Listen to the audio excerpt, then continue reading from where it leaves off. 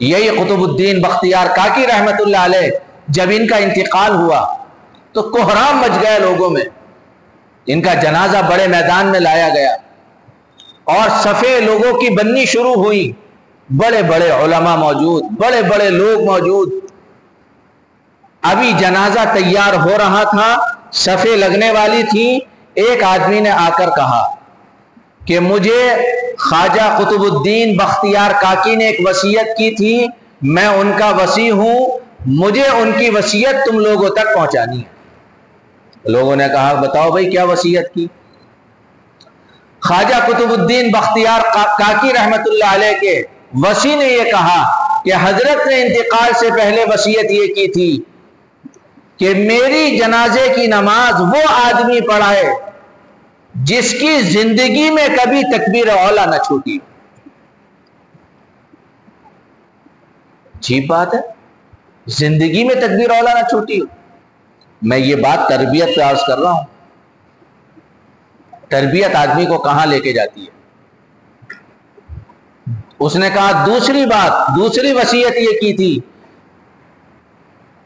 کہ میرے جنازے کی نماز وہ آدمی پڑھائے جس کی تہجد کبھی نہ چھوٹی. تیسری بات یہ کہی حضرت نے کہ وصیت کر کے گئے میری جنازے کی نماز وہ آدمی پڑھائے جس نے کبھی کسی غیر محرم کو بری نظر سے نہ دیکھا. اللہ اکبر. کہتا ہے وہ آدمی کہ چوتھی وصیت حضرت یہ کر کے گئے کہ میرے جنازے کی نماز وہ آدمی پڑھائے جس کی کبھی عصر سے پہلے کی 4 رکعت سنتیں نہ چھوٹی. سنا آپ نے 4 باتیں کہیں. وہ آدمی نماز جنازہ پڑھائے جس کی تکبیر اولا کبھی نہ چھوٹی ہو. وہ آدمی میری نماز جنازہ پڑھائے جس کی تہجد کبھی نہ چھوٹی ہو. وہ آدمی میری نماز جنازہ پڑھائے جس نے کبھی غیر محرم پر بھی بری نظر نہ ڈالی ہو. وہ آدمی میری نماز جنازہ پڑھائے جس کی عصر سے پہلے کی 4 رکعت سنتیں کبھی نہ چھوٹی ہو. لکھنے والوں نے لکھا ہے مجمع کو سانپ سن گیا. مجمع پہ سناٹا طاری ہو. کوئی آدمی آگے نہیں بڑھ رہا تھا. اتنی ٹائٹ شرطیں ہیں, کبھی نہ کبھی آدمی کی تکبیر اولا آگے پیچھے ہو ہی جاتی. انسان ہے, کبھی نہ کبھی آدمی اس کی نظریں خطا کری جاتی. انسان ہے, کبھی نہ کبھی آدمی کو غفلت کی نیند آئی جاتی ہے, تہجد آگے پیچھے ہو جاتی. انسان ہے, کبھی کام کاج میں وقت تنگ ہو جاتا ہے, آدمی کی عصر کی نماز کے پہلے کی 4 رکعت سنتیں رہ جاتی.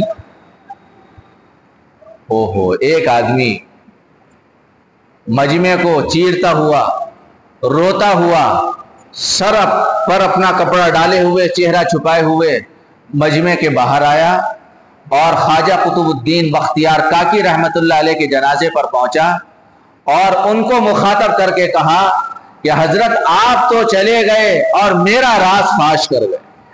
آپ تو چلے گئے, میرا راز فاش کر گئے.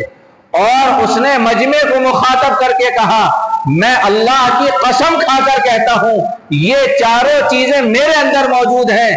بالغ ہونے کے بعد سے میری کبھی تکبیر اولا نہیں چھوٹی, میری کبھی تہجد نہیں چھوٹی, میں نے کبھی کسی غیر محرم پر بری نظر نہیں ڈالی, اور میں نے کبھی عصر سے پہلے کی 4 رکعت سنتیں نہیں چھوڑی.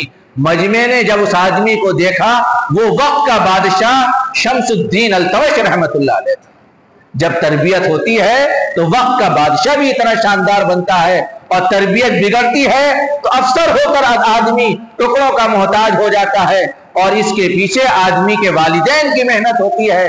والدین اپنے بچے کی تعلیم کی بھی فکر کریں, تربیت کی بھی فکر کریں. تعلیم اور تربیت دونوں حقوق ادا کیے جائیں گے تو پھر وہ نتائج پیدا ہوں گے اور وہ ثمرات پیدا ہوں گے اور وہ بشارتیں آدمی کو ملیں گی جس کے بارے میں جناب رسول اللہ صلی اللہ علیہ وسلم نے ارشاد فرمایا, اور سچ ارشاد فرمایا کہ مرنے کے بعد آدمی کا نامہ اعمال بند ہو جاتا ہے, ختم ہو جاتا ہے, اب جو نیکیاں کر چکا ہے کر لی، اب نہ اس کے نامہ اعمال میں نیکی آتی ہے نہ نامہ اعمال سے نیکی جاتی ہے، لیکن کچھ چیزیں ایسی ہیں کہ مرنے کے بعد بھی اس کا نامہ اعمال چالو رہتا ہے، جاری رہتا ہے، اللہ صدقہ جاریہ بنا دیتا ہے۔